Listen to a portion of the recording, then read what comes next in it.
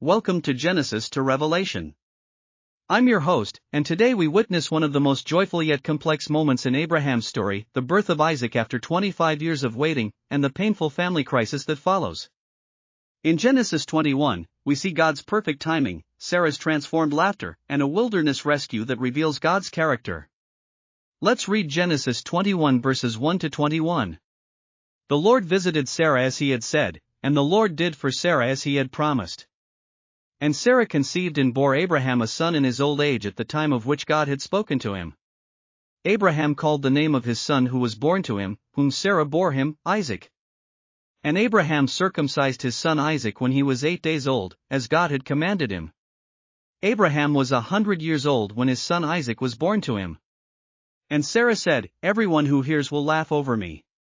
And she said, "Who would have said to Abraham that Sarah would nurse children? Yet I have borne him a son in his old age." This chapter shows us promise fulfilled, family tensions erupting, and God's provision in the wilderness. The birth that brings such joy also brings unexpected sorrow as Ishmael's mockery forces a heart-wrenching decision. Most readers miss the beautiful transformation happening with Sarah's laughter.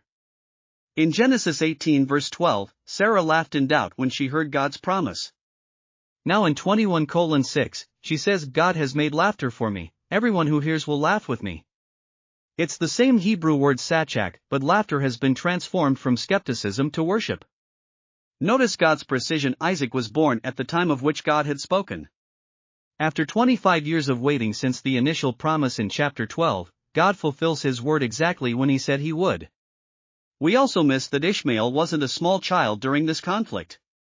He was about 16 or 17 years old enough for his mockery to be serious contempt, not innocent teasing. The Hebrew word mocking suggests he was ridiculing Isaac's special status as the promised heir. When Hagar despairs in the wilderness, God opened her eyes to see the well. The water was there all along. God's provision was always present, but despair had blinded her to it. This teaches us that God's help is often closer than we realize. This passage reveals profound theological shifts that shape our understanding of God's ways.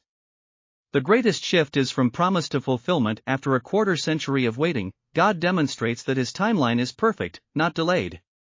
Abraham was 75 when called, now 100 at Isaac's birth, showing God works beyond natural limitations. We see barrenness transformed to fruitfulness as Sarah, past menopause, conceives miraculously. This points forward to the greater miracle of Christ's virgin birth and the spiritual fruitfulness of believers. The shift from mockery to separation shows that sometimes unity must be sacrificed for spiritual health. Paul later uses this story in Galatians 4 to distinguish between children of promise and children of flesh. Finally, we see despair transformed to provision as Hagar's wilderness experience reveals that God's mercy extends even beyond covenant boundaries. He hears Ishmael's cry and makes him a great nation too. These shifts teach us about God's character. He is faithful to his promises, works beyond natural limits, provides for all his creatures, and sometimes requires painful separations for spiritual good. This passage reveals important aspects of male-female order within God's creation design. Sarah, though initially doubting, becomes the mother of promise, showing God uses women mightily despite human weakness. Her naming suggestion for Isaac is honored by Abraham, demonstrating mutual respect in marriage. However, when family crisis erupts over Ishmael's mockery, Abraham is greatly distressed about sending away his son. God speaks directly to Abraham as covenant head, "Be not displeased, whatever Sarah says to you, do as she tells you, for through Isaac shall your offspring be named." This shows complementary roles. Sarah's maternal wisdom about protecting Isaac is validated by God, while Abraham as family head must make the difficult decision. Neither acts independently, both submit to God's direction.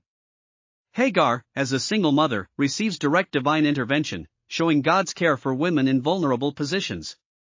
The male-female dynamic here isn't about dominance but about different roles serving God's covenant purposes, with both men and women equally valued and protected by divine provision. In the wilderness, the animals witness both celebration and sorrow as God's promises unfold in complex ways. I watched Sarah hold little Isaac with such wonder. Her laughter now sounds like worship instead of doubt.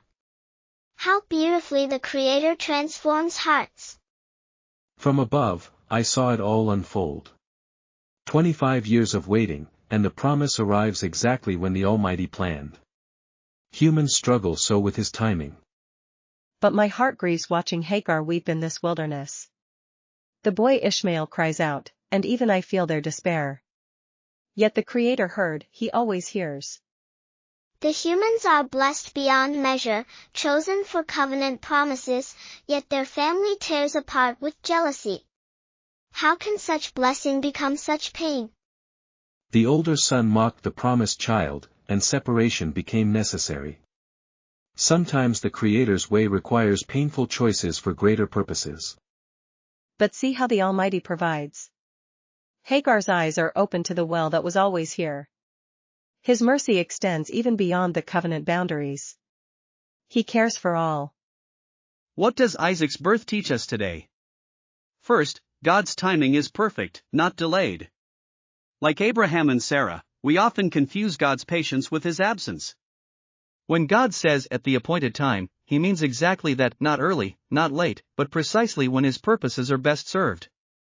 Second, family tensions require wisdom and sometimes painful decisions. Abraham's distress over sending away Ishmael shows that doing God's will doesn't eliminate emotional pain. Sometimes protecting what God has blessed requires difficult separations. Third, God's provision extends beyond our understanding. He cared for Hagar and Ishmael in the wilderness, showing His mercy reaches even those outside direct covenant promises. When you face your wilderness season, remember that God's provision may be closer than you realize. Sometimes we just need our eyes open to see it. Fourth, transformed laughter awaits those who trust God through seasons of waiting. Sarah's doubt became worship, her skeptical laughter became joyful praise. Your current questions and struggles can become future testimonies of God's faithfulness. Let's pray together, asking God to help us trust His timing, navigate family challenges with wisdom, and keep our eyes open to His provision even in desert seasons. Next time, we'll see Isaac grow and face his greatest test on Mount Moriah. Until then, remember that God's promises may be delayed by human standards, but they are never denied by divine faithfulness. Subscribe for more Genesis to Revelation studies, and let us know in the comments how God has shown His faithfulness in your seasons of waiting. God bless you until we meet again.